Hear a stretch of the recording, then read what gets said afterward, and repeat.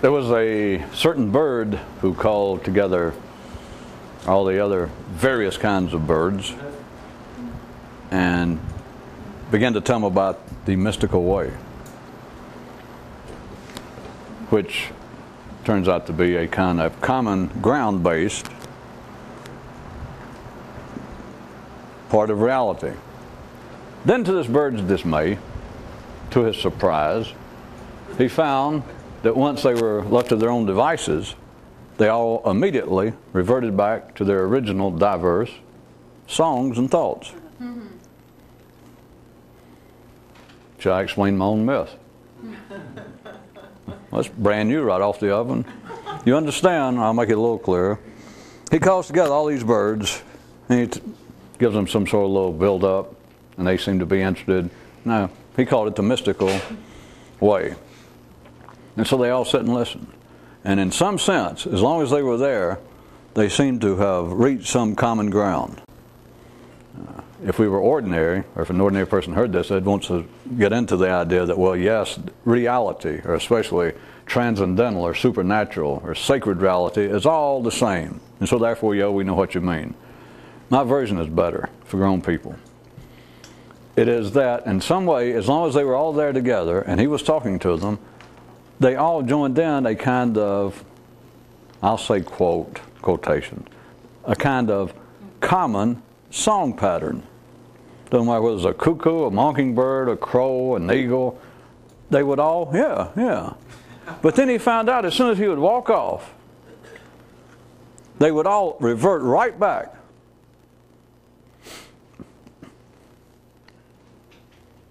Second story. The three shocks of a mystic.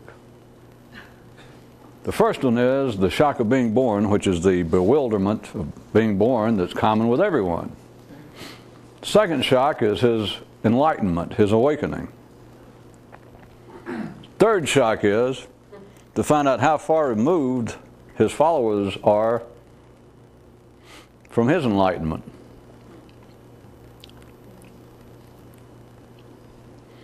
I'll explain my own again then.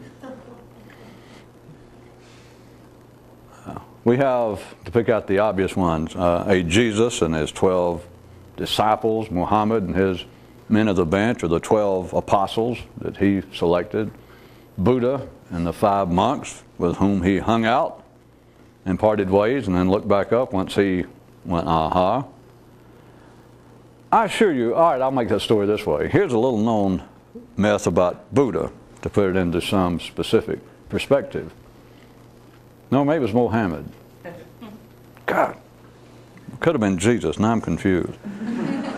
But he had these disciples, these apostles, the people who had been right there with him, the ones that showed up, listened all the time, and that seemed to go ahead and they would at least nod along with whatever song he was singing. That if he began to do the mystical songbird song, they all go, yeah. So one day he sends them out, a couple of them. He says, go out, and because I'm not going to live forever, I might retire, and there are other people interested in this, and I want you to be able to, I mean, you've been sitting here all this time, yeah, so be able to go out and talk to people. So put up some handbills and show up. So one of them did, a couple of them did, and he told me he had to go out of town. So he waited until they got there, the crowd got there, and they got to talk. And then Jesus or Muhammad or Buddha or Fred or whoever it was slipped into the crowd and was sorely surprised.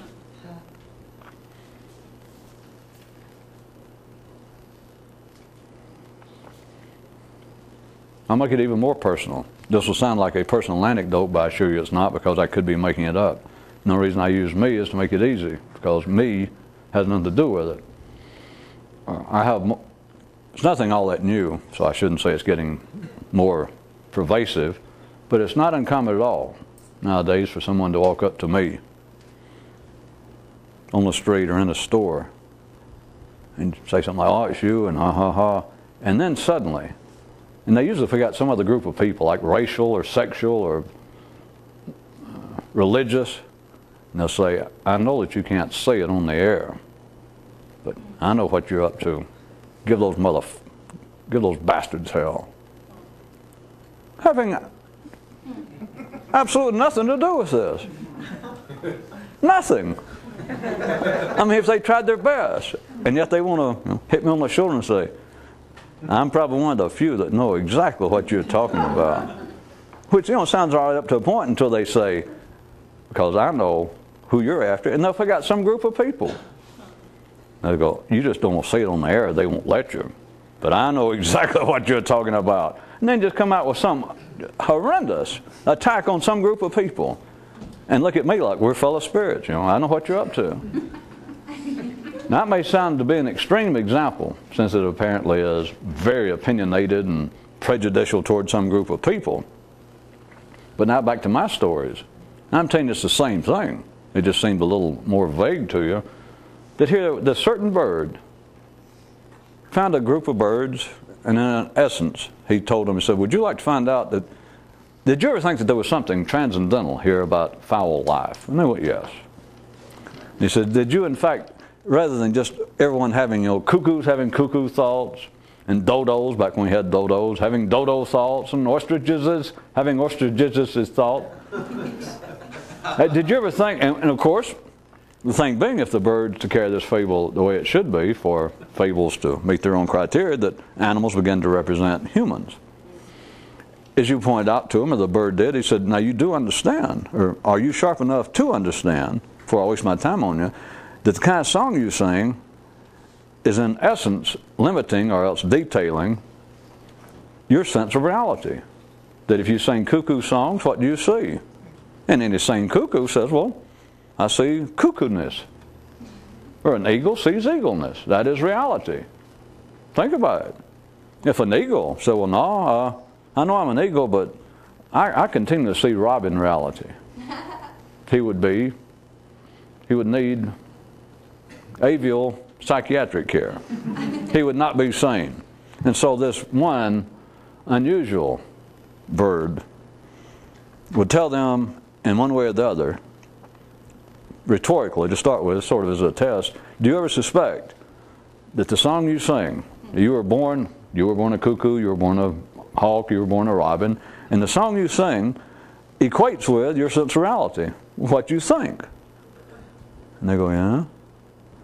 He says, did you ever suspect that there is a kind of mystical song somewhere, without the religious connotation, transcendental, that there is a song, is what I meant by common-based, that there is a song that is like the template of your particular song, like the creative source in the universe of your song, and all yours is individual pieces of it. And he collected a nice following of diverse birds, and they would come and listen. And he would talk about it, and they would all nod. There was not a sound of a cuckoo over here, no sound of hawks, no sound of dodos. It was all simply. And he thought, well, by God, I'm getting somewhere. I'm not surrounded by cuckoos, to use a figure of speech. But then, according to my myth, he was extremely surprised, and if I may go ahead and say somewhat dismayed, that he found out he could leave them and do that same kind of thing that I said Buddha or Jesus did under a slightly different condition. Their little meetings would break up and all the birds would wander off, and one time he went and hid behind a tree, and he found out just as soon as it broke up and they walked outside, they all reverted immediately to their automatic, programmed, original song. Immediately. The ones that would be sitting there taking notes and going, scratching their little beaks. Looking very reflective and philosophical. And walk right out. And as soon as they got out of sight, as soon as they got out of his clutches, they reverted, one and all. Now I'll repeat the other two again. Muhammad, Buddha, Zoroaster, Confucius was one of them. Even with those that apparently turned it into some viable, sustainable religion after that. The ones that everyone thinks, well, boy, it had to be Abu, whatever his name was, Dhakr, that knew Muhammad. It had to be Peter that knew Jesus. It had to be the 5 monks, just 5. He beat Jesus and Muhammad. They stuck at 12. He had 5. They started the Brotherhood of Monks. And you would think, well, in there, without any doubt, was somebody who absolutely understood it. There is a reason, I'll repeat that one, no one is more and more people, or people constantly say, I know exactly what you're up to. People that just see this, or it used to happen with the books, which was strange enough. I finally got used to that. And now you'd think, well, at least even on tape, even though it's still not in person, there's less likelihood of people having such strange ideas. But I'm telling you, in decent, upright stores like Kmart and Kroger, now I'm not talking about people wrapped in army blankets looking, strange. You just be standing there looking at the cantaloupes, and a man, you turn around, and he's got a child by the hand. I mean, he's dressed up. He's obviously, he seems quite sane in all respects. And he says, aren't you so-and-so? I watch your show all the time. I really enjoy it. Well, I'm glad. And then just come out with something that just absolutely, almost unbelievable. I'm saying that for your benefit. It's believable. But just blasphemous to human nature. Just regressive, as crude, as prejudicial to human life. Of course, they always single out somebody. Like I said, it's normally some group, some identifiable group, racially, religiously, nationalistic. You can fill it in. But it is just insane. And they'll look me dead in the eye. After it seemed that we had some rapport, and they want to shake my hand, glad you enjoy the show. Then they come in for the kill. They go, cuckoo. Quack, quack. But you understand, looking me dead in the eye, that there's no doubt that they know exactly what this is about.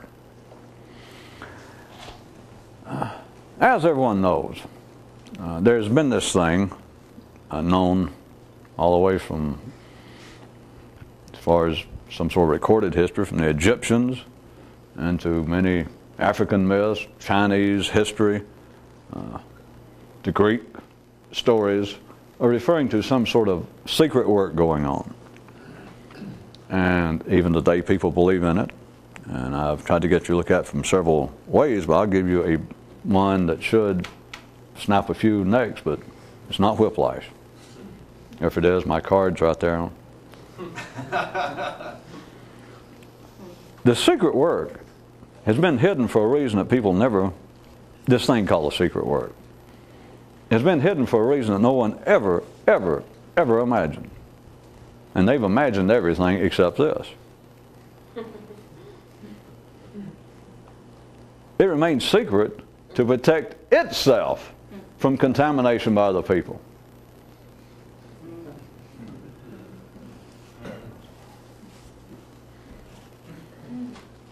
Think about it. Because all of you had some idea before you ever started fooling around with me here about it, some sort of, just everyone's convinced of it. That, as I said, all the way back, like Plato's idea that men, upright men, decent men, his story of the cave, that we're living in a cave normally, and that we're living by a campfire, and what we're doing is living shadow lives. And what men are doing is all they do, their sense of themselves, their sense of consciousness, their ordinary level of awareness, is them seeing their shadows. And they take that to be real.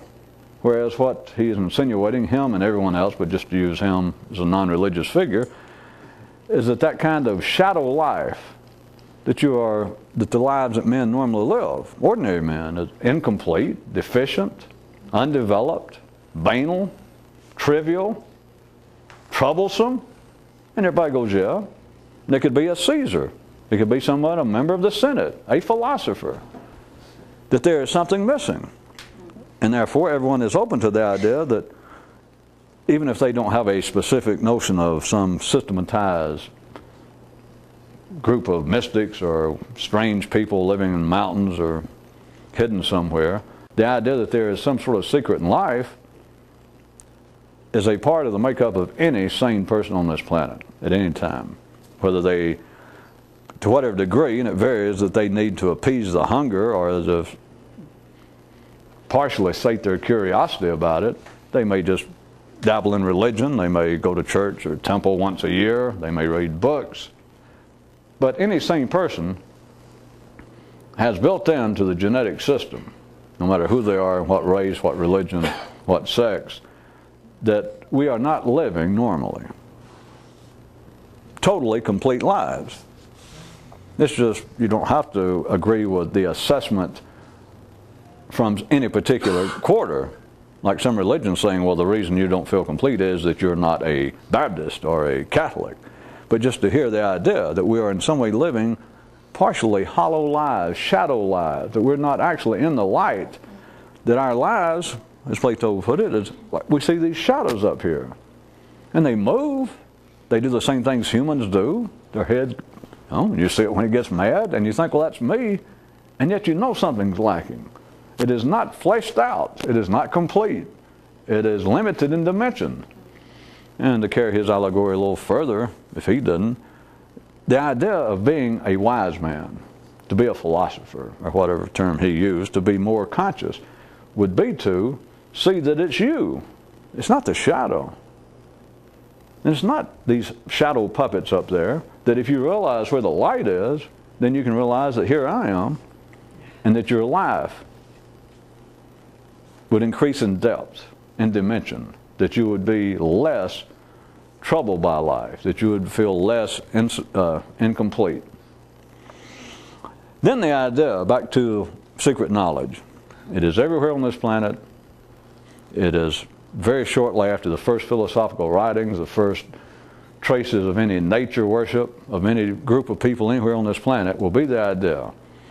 In places even they find traces, in case you want to think about it, is not limited to an area that becomes civilized enough in the theoretical sense of developing philosophers. You find it in smaller settings throughout the world, that there would be just a tribe of people who may have never developed a philosophy sufficient, certainly, to be remembered historically, but there will be stories, oral stories carried on for 1,000 years, continually retold, that the tribal shaman was in touch with the secret.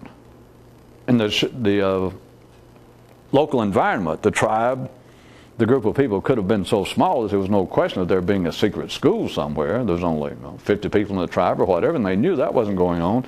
But there would always be one person. If the tribe had a heart, if the tribe had a soul, that is, it's going to survive. I don't mean that in any religious or spooky sense. If it's not just 50 people that sort of run together and hung out for a while, if it was actually a tribe, that they thought of themselves as separate from a tribe down the road, then they always have a shaman of some kind, whether it seemed to be religious, it doesn't matter, and he represents the secret. And they may be so small numerically, as I say, that they may not even have an idea of a mystical school or a secret work going on, but they have to agree. As I said, it's already built into the genetics. For them to survive, that little tribe becomes like its own organism, becomes its own entity. And to survive, there must be the idea of the transcendental, or it will not survive. I know that historically and nowadays, anthropologically, in all sorts of ways, they can say, well, a group of people cannot survive without this or that. They cannot survive without some sense of agriculture, is one way of putting it. They end up being nomads all their life. They will never... It's difficult for them to even develop writing. It just slows down everything. And so they can say, well, it has to be agriculture, so they've got time to stay in one place and become civilized. Or they can say, well, it has to be literature. If they do not make some written records, there will be no sense of continuity. They'll have no respect for the past. And if someone says, aren't you the son of people that used to be the X tribe? You go, I don't know. In other words, you're not going to survive. I'm not talking about in any judgmental way whether it's good or bad. You just will not survive without there being something. In anthropology, psychology, sociology, religion, everyone tries to explain it, but I'm going to tell you one thing. The rest of them, it's not that they're untrue. I'm going to tell you what is that the humans like to say the soul of any group of people, whether it be 50 or a larger number. There has to be the sense of a transcendental to them. And it will be represented by the notions. When it gets large enough, it becomes diverse, it becomes diffused enough that it can then be religion, which is everyone should know by now that if you're interested in matters transcendental, religion will not give it. It's not that it's at fault, but it's not its job. It is a supermarket. It is an institution. It is a social institution. But it has to at least have that. And once it goes, say, from being 50 people where it was a shaman, and everyone just looked at him, whether you ever had occasion to actually go to him and want to spell cast or whatever, at least there was the soul of the tribe. And even if he was not particularly religious, even if he didn't, that he was not a nut, to use technical terminology, that he didn't say that he talked to God personally or whatever, it was simply that you grew up and you accepted that he was like the heartbeat of the tribe. That there is something more than us staying here, us 50 people. Half of us related to one another. We die, we get diseases, life's pretty rough out here. And if this guy never really pushed it in your face, the shaman, that he never came around and said, you ought to come see me more. That he was just there and you grew up. It was the sense that we as a people have a heart, a soul, which is indeed the being tied to the idea of being genetically aware of the fact, or suspecting the fact, if you want to, that there is a transcendental, there is a secret. And he represented it. And you may have asked your father may have told you when you reached age there, what it was in that village, he may have said, you be sure now, you know so-and-so, the shaman. So now you're old enough now, there's a few things, and you tell him a few things, and one of them is, do not ever speak ill of him. Just don't speak ill of him. If you don't have anything to say, just smile. And if you ever need him, whatever the local rules was, you go see him, etc. But, and don't ever get mad at him. Don't ever put your hands on him, all that sort of thing. Which sounds about like you would treat your parents or a priest or a rabbi. But you just grew up. Again, I repeat, you may have never gone there. If you were a part of that village, you may have never gone and even talked to him. But he represented something far beyond your intellectual speculation about what he may or may not be. What he represented was the reality, the living reality, that there is a transcendency behind all of this. Then the idea of the secret is to make it a little more, bring it a little more into the common purview. For thousands of years there have been writings about some sort of secret work going on. It is everywhere. It's in the Vedic literature. It's in, well, you can see it everywhere. That there is some sort of actual secret work going on. And it is certainly not slacked up in the capaciousness of the literature and the speculation thereabout today. The people still believe it. And there are people, not only, when I say people still believe it, I don't mean to just blame it on believers. They're not only people who believe there's a secret school in a specific place, or secret schools. They're not only that, there are people in schools that consider, yes, we're part of a secret school. What, you've never heard of us? It is not simply some sort of intellectual denseness about so-called believers, because there are those involved with the other side of the dance of encouraging the belief. And I don't mean that they're in a conspiracy. There are people who believe that they're saints. You don't have to look to great secret hidden works in Tibet. Walk down to almost any church or synagogue. And to varying degrees, you've got someone who believes, yes, well, I'm being as civilized as they are, they're not going to say, well, I am the son of God or I'm the daughter of Jehovah.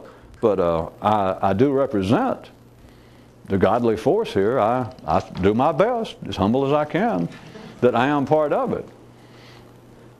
So it is there. But then there are many people getting closer to what people like you should be interested in, the birds who have some, when they hear that, did you realize there's a common song? There was a note, there's a song. There's one song that's the beginning, the father of all your different songs, and they go, ah, back to that. And I remember, we're assuming that you are the sort of bird that would have heard that. And went, ah, ooh. Then the idea of secret work takes on a greater kind of potential urgency, because we would assume by now that you're past the point of worrying about a priest or a rabbi or any particular book going to increase your consciousness or take you to Buddhahood. That you're going to sit there reading a book, sit there instead of under a bowl tree, sit there under a reading lamp and sit there for 7 days and suddenly go, ah. After 29 years and being an expert, you remember what Buddha represented, you know that is not the way it goes.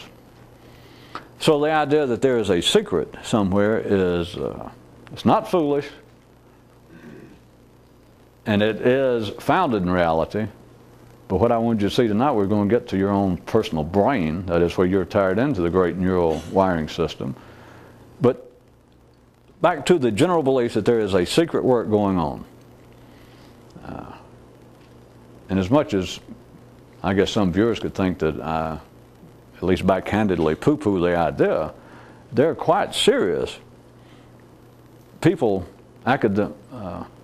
students in the world of academia, experts in theology and the occult, and et cetera, who are not necessarily who would deny being believers, but who do treat it in a serious scholarly manner, in the same way that there are now psychologists that say, well, I don't believe that flying saucers are actually things from another planet, but I believe that there is some sort of psychological phenomenon occurring in modern day man that makes him believe so.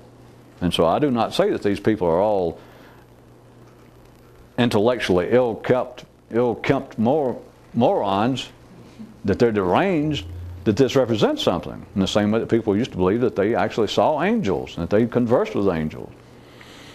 It is more than that. There are people, but what I'm saying is there are people who do take a scholarly approach, that is, that they will not dismiss it out of hand, that there is some kind of secret thing going on.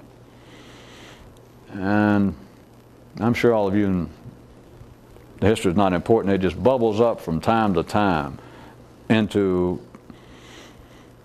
common popular areas in reporting. You know, it's blamed on international banking cartels, and the Freemasons.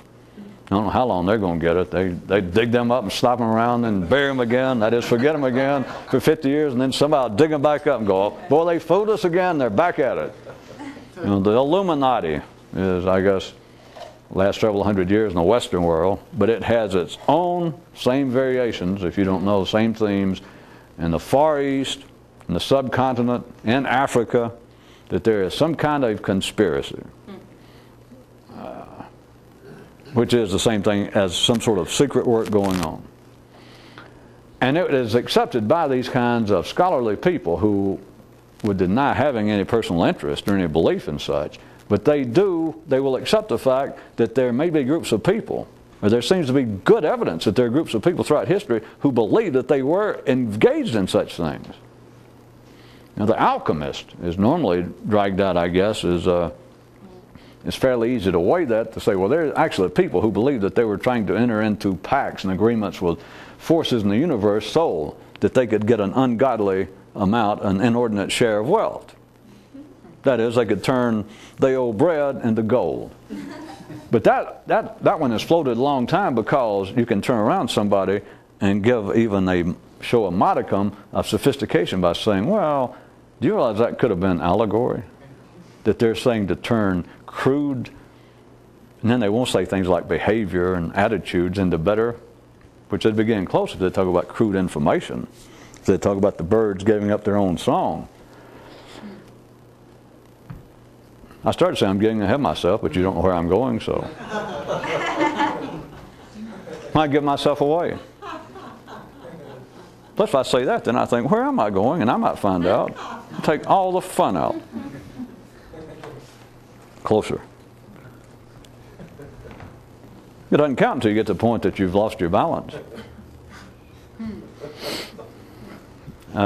Anybody at home, don't take that literally, and especially in some, quote, psychological way, to where later they got you tied down, about to give you more drugs, and your arms tied in that jacket, and you're hollering, well, that guy on TV told me, you know, that you had to get off balance. No.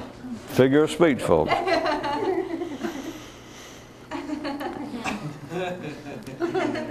Back, I want you to see a point. It has to do with your brain. It does not have to do with the external world, although it is a perfect metaphor and then symbolism, once you see it.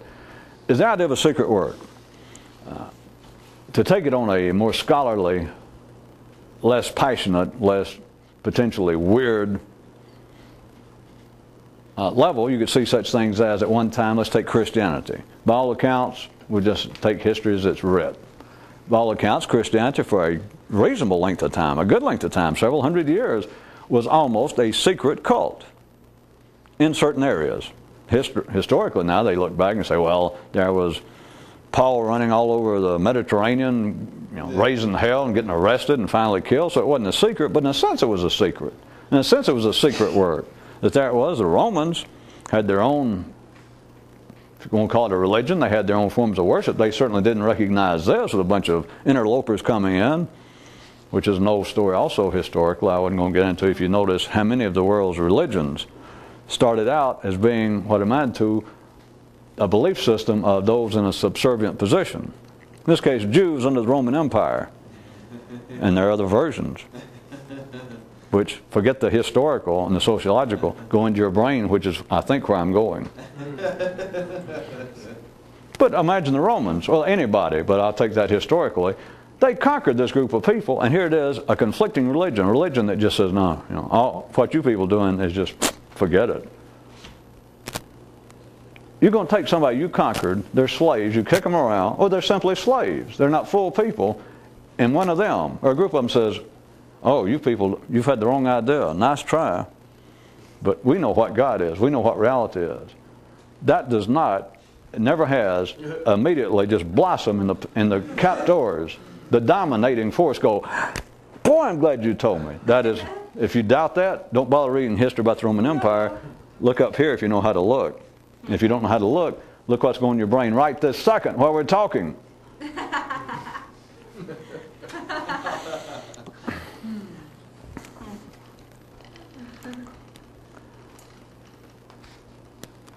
It is always, in a sense, hidden, is all I want you to see, that if you even extract the idea that right now, I'm trying to get it back and forth because I want you to realize this is not a new phenomenon, it is not an old phenomenon, and it is not even a strange phenomenon. It's just called strange so that people have something that they can go, boy, I heard something strange. Yeah. Just all of the religions, in a sense, started out as a secret work, a secret activity. And then it splits up, that the internal squabbles and the secularization within inside the major religions start out the same way, that some group of people off on their own decide, well, so-and-so is not teaching the real Buddhist way anymore. It could have been 50 years after Buddha died, it could have been 5 years, it could be 250 years. It's of no great importance, but the point is inside becomes again an idea, if it's going to live, that it seems to regenerate itself, but it does so not on a public basis. There's not a public outcry. There can be one of someone saying, oh, we don't approve of this. You people on the wrong track. That happens, and they're historically remembered. But that does not ever produce anything. What produces, there has to be a kind of ferment of a secret organization going on, even within the public organization. All the way from that, but not to discount, I want to point out to reaffirm that there are people today who apparently are as sane as those who walk up to me in the fruit section at Kroger. There are people who insist. There are people, their maps are sold, if you don't know, for large sums of money, saying exactly. The whole idea that there is not only a secret work, if you want the real extreme, that there is a center of the world which moves. And there are people who are selling maps right now. And I say selling maps to other people sane enough to have, I'm talking about large sums of money, telling where the center of power has now shifted in the world. For years I keep bringing it up because I thought you was most familiar, but for the last several hundred years it's been in the general, well, it was before that, but you just heard about it, in the mountains above the subcontinent, the Himalayas.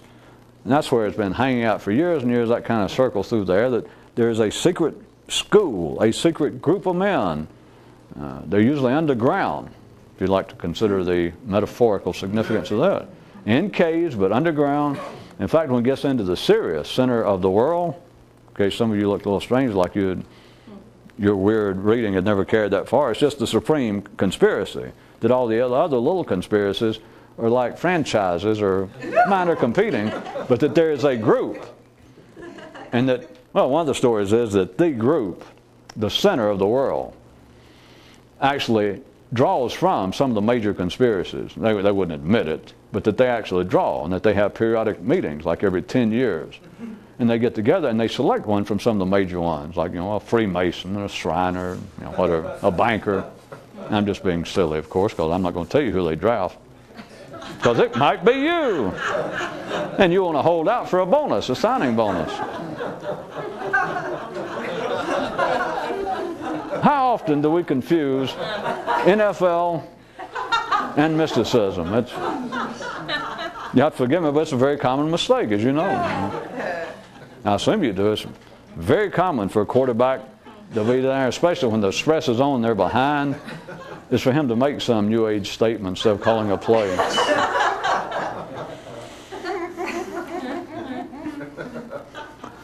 There is a reasonable belief. There are scholarly books being written today still believing, still saying that there is a secret organization going on. And I'm not going to beat the verbal side of that anymore, but now I want to point out to you. They can give it a reasonable, quite reasonable explanation. Even those who do not necessarily believe in it. We're not talking about fanatical followers of it, but there are people who have gotten their doctorate degrees and had the books finally published in a popular form, in essence saying that there's got to be, or that there is historically some credence to believing that there is such a group. And it can go from it being hidden men of a religious persuasion in mountains, or it can be, as wide to cover now, well-known, or you might not know them, but that is public people, men in the positions of power in government, especially in finance. Not necessarily the kings and prime ministers, but people who are out in public, getting up every day, getting dressed, living in the major capitals of the world, doing reasonable things with families. It goes all the way from the secret men of some religious faction over there hidden out to it being a group of public figures you just don't know what they're up to. But in all cases, from that extreme over to here, to the public bankers, to the hidden Sufis or Hindus somewhere, between that, they can also explain just as reasonably why what they're doing is hidden, which really you can do if they are over here on the real public side. That if it is a group of financiers in the upper class of the world, the offshoots of European and Eastern royalty, that now they've had to don suits, they can no longer don thrones and crowns, and that they're controlling, they're no longer that interested in brute raw power. You don't have to go out anymore and conquer another group of people, which nowadays with atomic weapons, it's almost impossible to go over and specifically do it. They finally let things just straighten out to the point, all they got to do is control you financially. In case you never thought about that, all of you slaves. I know some of you think you're a freeman, which is fine. No, I'm not talking about in even the intellectual sense. I'm talking about in the everyday sense. Anybody believes that, just think about this. I don't want to give you the blues, but if you die tonight, what will your estate, I'm not going to say be worth, because nothing. How much will it owe? So, I was thinking back, you remember the extreme I was doing, like from the secret group of people that are over there actually doing something. When I say religious, the idea is a secret work, and all they're involved with is like the betterment of man, or the further develop of man's soul, and etc. That would be the original, the more radical, in the sense of basic concept of a great secret work over here, conspiracy of some kind. And over here, the conspiracy is not for any sort of public good, it's for their good. And their good is now they won't control things, or they are controlling things, but they no longer have to do it overtly through force. All they got to do is financially. So in either case, what I'm trying to bring you back to remember is in either case, and everything in between, you can also make a quite reasonable, almost believable explanation as to why it must remain secret. Well, over here with this, it's got to remain secret. Although big secret, like I said, some of you suddenly got a glimpse of the secret. When you die tonight, if you do, how much will your estate owe? How much will you be in debt when you die? So to say, well, it's a secret that I'm in bondage, you know, if you say so, it's like the same kind of what? It's like the same kind of secret of this. May I ask you a question, a rhetorical question for a second? Why are there so many popular myths everywhere? Why is it such a common theme of men conjuring up these stories of some other man loving to sit by a lake and to study his reflection? For the same reason that you don't know, or you don't want to think about. How much your estate will owe tomorrow if you die tonight? Well, yeah. Metaphor is no good if it's easy. No. So the secret, if there is a secret organization, a secret work going on, it can be explained as to why it's secret. The financial side should be easy, but now over to the other side, the side that seems to be more attuned to activities such as the mystical, or such as some people who see me in Kroger imagine that I might be up to. Over here, if it's secret, why? Why is it secret? If you're not trying to control people, and it has nothing to do with your own self-interest, which is what I represent by my hand signals is over here. There's nothing wrong with this over in life, that bankers are in charge of making money. The ordinary world's in charge of holding the wolf herd together. That's what they're up to. And it's only some sort of dolt that thinks, I want to be free, and the kind of freedom I want is freedom from, and then mention something external. That's just, you don't know what's going on. You don't even have a clue what life's about. That the whole idea of a conspiracy that some of you may have followed and thought, well, you're right, there's got to be some kind of conspiracy to hold me in financial bondage. Yeah. That's a very parochial and individualistic way of looking at it. It's to hold the damn wolf herd together. And you can bray all you want to, howl at the moon. But now over here to my other extreme. The idea, the really ancient idea, that there is a mystical group of people, or peoples, groups of people somewhere, engaged in a secret activity. But in this other extreme, over here you understand, as opposed to this one, the story goes that they have no vested interest in it. They're not trying to control anybody. They're certainly not trying to control because they've never known to be rich. It's not, the idea of money, of wealth, is just, it's obviously has nothing to do with it. So then the story is, well, are they trying to control people? Contrary to control people, because the whole thing is, it seems to be secret. People have to go looking for it. So it's not like they're on the street corner and say, here, join up. Join us at the airport and bring a tin can, and get some money. By its very definition of it being a secret work, then whatever they're up to is not to hoodwink the public in general. Maybe it's to hoodwink individuals, but they're not doing a very good job because they hide. They have to go look for it. The point is, they seem to have no vested interest individually in what they're doing. It seems not to be for their individual profit in any way. So then you've got to ask, still, if you could go this far and regain any walking around sanity, then you've got to ask, okay, then why is it hidden? Why is it secret? Now, the story has always been quite simply this, to varying degrees, but I can put it to you succinctly, that the knowledge is too dangerous. That's what it's always been. The world, from all four corners, are full of myths of people who got too close to the sun, people who saw the face of God, people who stumbled upon the truth and opened the box. It's too dangerous. That is lovely. Is again based on reality. I wasn't being even theatrically sarcastic yet. But that seems to answer it. That if you have any belief in the notion, if it strikes your nervous system even beyond a scholarly theoretical level, that there is something secret, or there's got to be, just maybe you'd like to now refer to my new myth, there's got to be a common song that is actually the original song of all the different diverse bird songs, which is mindsets, ways of thinking. So if there is one, you say, well, why is it hidden? I mean, what's the big deal? The answer, the one that's satisfied and turned away people, that you say, well, it's just too dangerous. And if I couldn't think of them long enough or fast enough, I could start making them up. My own allegories and myths and allegory. This secret knowledge, if I may try it like this, it's like 110 octane gasoline, and most people's minds or souls is only set up to deal with like unleaded regular, 87. Now there have been variations of that. That you cannot look directly into the face of God, the Sufis used to say. You cannot directly become the bridegroom of Jehovah.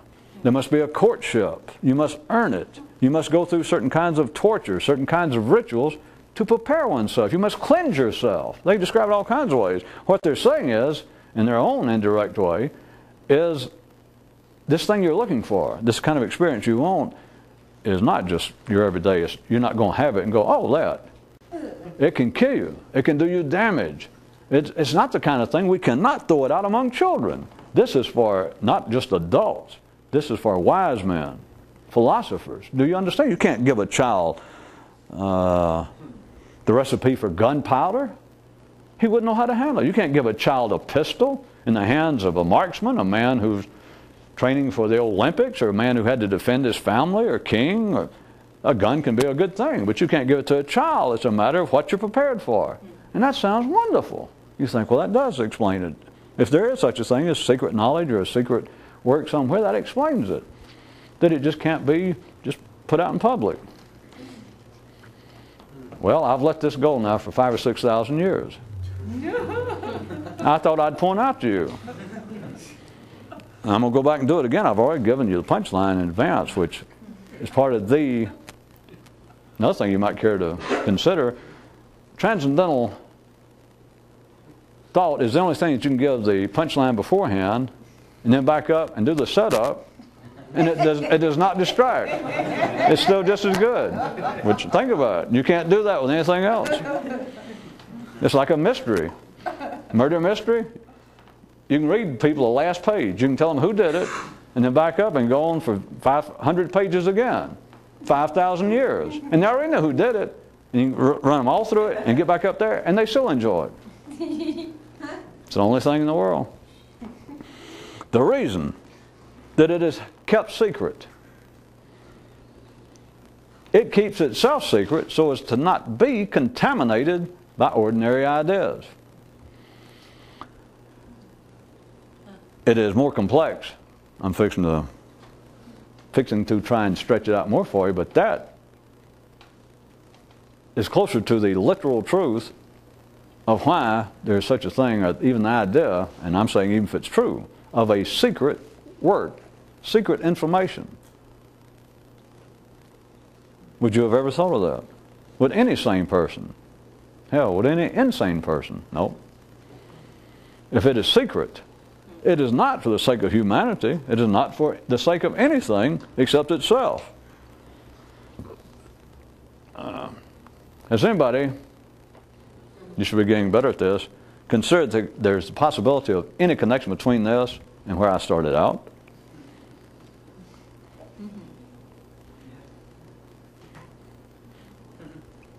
Moses showing back up. I'm stretching examples, but you guys don't, you're not theologians, historians. Like coming back and some of his great followers and showing up. But Jesus is better. People are still alive. And you think, well, the disciples. Use that one. I mean, they had to know what was going on. Now, to give my story again right quick, he told me he had to go out of town. He was going to a different place. And you guys are now in charge. You've been sitting here. You know what I'm talking about. Oh, yeah, yeah. All right, now you two in charge. Now, it's serious. And they take it serious. He got out there and he left and got on a train. He told him bye, and he got off down the street, got off the bus, slipped back around, got in the crowd. And you know what he heard? What he heard was people about the same. He went, this is not much better than those people that walk up to me at the kumquat section in Kroger's. That's what he thought. He couldn't believe it. All right, back to my other one. The three myths of a mystic. The first one is the common one we all have. The shock of being born, the three shocks of a mystic. And the second one is the shock of his own awakening. That is, he discovers the secret. He, an individual. Then the third shock, I had tacitly went ahead that if he did, and I said his followers, his friends, they are the birds he talked to, but followers, you got the point. The second shock of a mystic is he finally awakens. He finally reaches Buddhahood. He finally liberates his nervous system. He finally awakens to a new area of the brain. He discovers the secret. Not out there. He discovers the secret work going on, and it was right in here. And he discovered it. That's the second shock. That should have been enough. But no. That would have been too easy. I'm going to tell you there's a third shock. The third shock is what I told you that Jesus, to use my made-up example, the third shock was for him to find out how far removed his enlightenment was from those who sit around and go, oh, phew, boy, that is, yes. Hey, in fact, when you die, count on me to carry on. It never gets carried on. Last time I pointed out, I brought up to date the idea of afterlife. And it went, a real mystic ain't nobody reincarnated. Because I assume you know how common it is to understate it. for anyone who claims to be a guru, a mystic of any kind, I don't know if there's any exceptions, that they will at least infer to the point that finally a reporter or somebody say, I get the impression, talking to you, Mystic so-and-so, that you didn't say it, but I'm beginning to think that you're saying that you're actually Jesus reincarnated. That's at the least. And then they'll do things like, well, you said it. But most of them, and this is not just silly because it is tied again to the genetic necessity for a sense of continuity at the ordinary level. People, those who believe that they are a mystic of some sort, that they understand something, they have a specific message, they all believe. And if they never thought about it, just ask them. Not that you'll be doing them a favor necessarily, but if you said, God, are you smart? Boy, you know everything. Some of your ideas are just, astounding. In fact, some of them, I hope you don't take, I know this is being presumptuous, but you know what you remind me of the more I've listened to you, is to me you're almost like, dare I say it, like a reincarnated Buddha. And you may catch him flat-footed a second, like I never thought about it, but he realizes, in a sense, well, I got to be somebody. Well, did I get too subtle with it? Every walking around throughout history, today no exception, any sidewalk, weekend, drugstore mystic of any sort believes that he is a reincarnated somebody. Maybe he's humble and he says, well, now I'm not Jesus reincarnated. I believe I'm probably St. Peter reincarnated or James or somebody. He may try to be humble about it. I mean, I guess I can only start to say there can only be so many Jesuses reincarnated in one time, but that's not true. We knew that. I don't know why I bothered to say that. They just have a Jesus off, I guess, or a fist fight, or a tourney. Back to a reality. In fact, they tried to whip that, if you don't know. I mean, they tried to put that on everybody from Abraham to Moses to Zoroaster to Buddha. Is wait a minute. Because what they did was, in a sense, once it became a religion, that is, ordinary people heard it, they looked at it as being an attempt to reform their present religion. And they always would try to say, wait a minute, what you're teaching, they'd tell a Buddha, what you're telling us, I can agree with it, because everything you said, that's not all new. That is basically the general tenor of our Hindu tradition. And he'd go, yeah, except for. But what they wanted to put on him is, wait a minute, you're not all that radical, you're not that new, you are simply and there are no great Hindu figures I can bring up for you, but they'd say, you're simply so-and-so, you're our Vedic past, our Hindu past, reincarnated. And they normally fall for it. Because it's necessary genetically. It is not a psychological faux pas. Or it'd be somebody telling Jesus, saying what you are is Saul or David or Abraham reincarnated.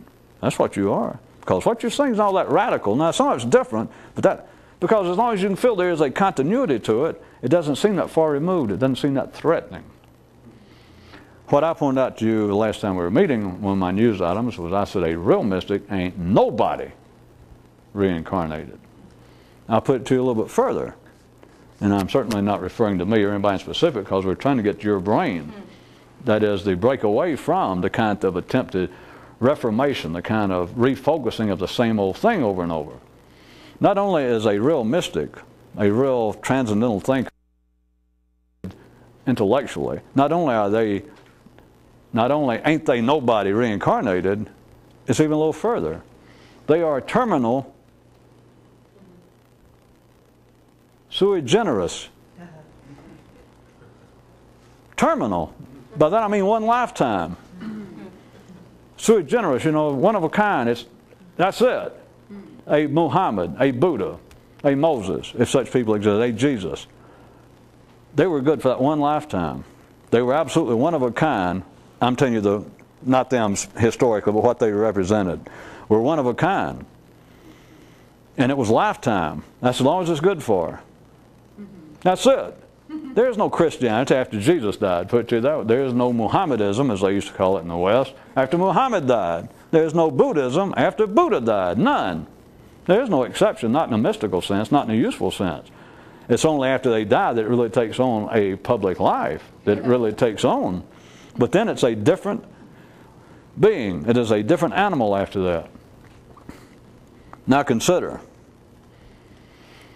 it has to stay hidden, this transcendental knowledge.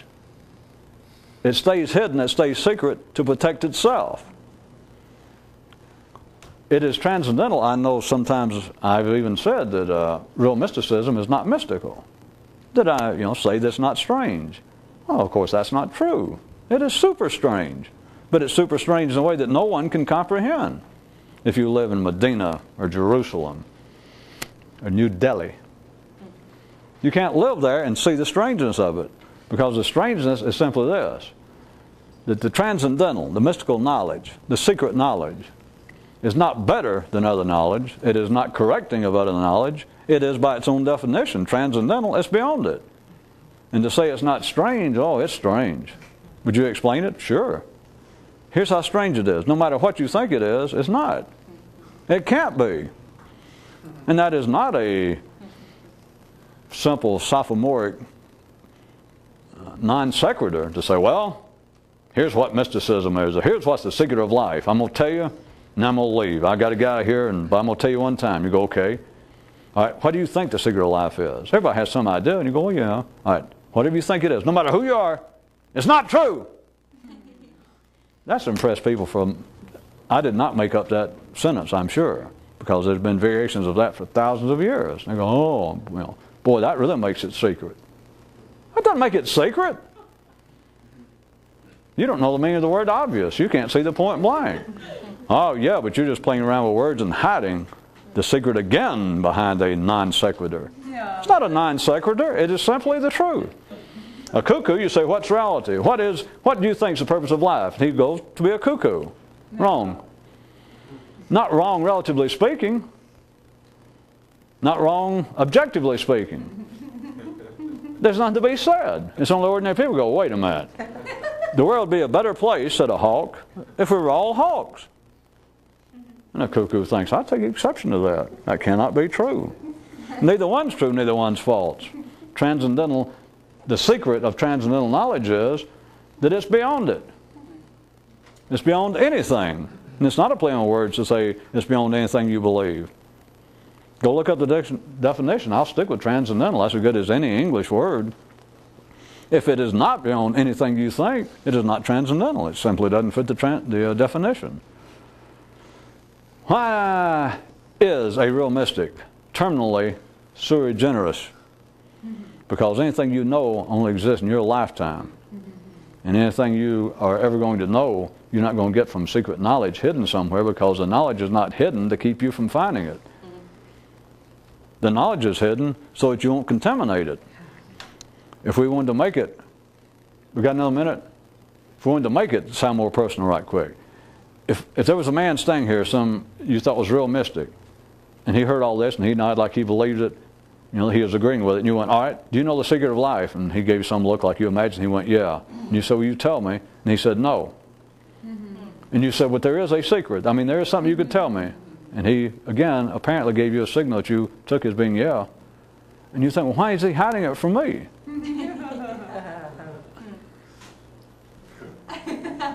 It's you hiding it from you. It's life hiding it from you. Because if you think about it, it's no longer transcendental. If you get your hands on it, you become one of the people that Muhammad went out there and got in the crowd to hear how his right-hand man, Abdul Bakr, I believe was his name. Anyway, one of his main men, he went around and got back in the crowd to hear him explaining the great teachings of Muhammad. And he thought, have I stepped into the twilight zone? It's got nothing to do with what I'm talking about. And he's my right-hand man. That's the way it goes. It was sui generis to him. It is not. I'll steal from another old cliche. Transcendental or mystical knowledge doesn't have trouble traveling. You all know that, don't you? Did you say that a certain kind of like music or a certain aspect of one culture, they say it doesn't travel well? They stole that, as like everything else, from the mystical. Mysticism doesn't travel, period. It's not that it doesn't travel well. They've already tried that. They'll say, well, you can't understand one religion once it's been translated, that you can't understand and appreciate fully the mystical impact of Islam unless you can read it in Arabic. Now, the Jew says, well, you can't understand our religion unless you can read the original Hebrew. And that can be defended like anything else. It sounds great. It is not. That is just a simple shadow play of the reality. It's not that real transcendental thought doesn't travel well. That is, it's hard for me or this mystic over here. I say, well, he's not from around here. And you go, well, maybe that's why you can't tell me the secret. And you might ask him, I guess it's because the secret, the real knowledge, doesn't travel well, does it? And he'd go, that's a shame you don't know what you're talking about. Yeah, it doesn't. But where it doesn't travel well is from the old area of your brain. That's the whole idea of trying to focus the attention. That's what all of the mystical systems are about. Because the more you can focus your ordinary attention, right here in Jerusalem, in Rome, in Medina, then the more you make it conducive to the areas of your brain presently not activated. It is like Muhammad getting back to the holy city. Or it's like Ishmael, kicking rock out there in the desert after Abraham threw him and his mother out. And suddenly, out of the desert sprang this. The beginning of Islam. A whole new fertile field out in the middle of a desert. A miracle. The brain got ignited in a new place. But the way you make it conducive, the way there's more likelihood that you can play an Ishmael and go out there and kick a rock after one religion threw you out. If you don't know the history of one of the tales of Islam, is how it just split off from the same family as Abraham and Judaism. But they got driven out after the fact, as all these stories are, and out there in the middle of the desert, driven to a place there is no life, and he kicks, and suddenly it's a spring. A whole new religion, a whole new life. But it's only good for the one person who does the kicking. It's secret, but it's secret to every mystic to himself, in a sense. Because if you talk about it, if there's a secret knowledge hidden right now somewhere in Mongolia, and we bring it out, it's done for. And everybody goes, well, those imps will go, yeah, I knew it. No, you don't. You don't understand why. It's ruined it.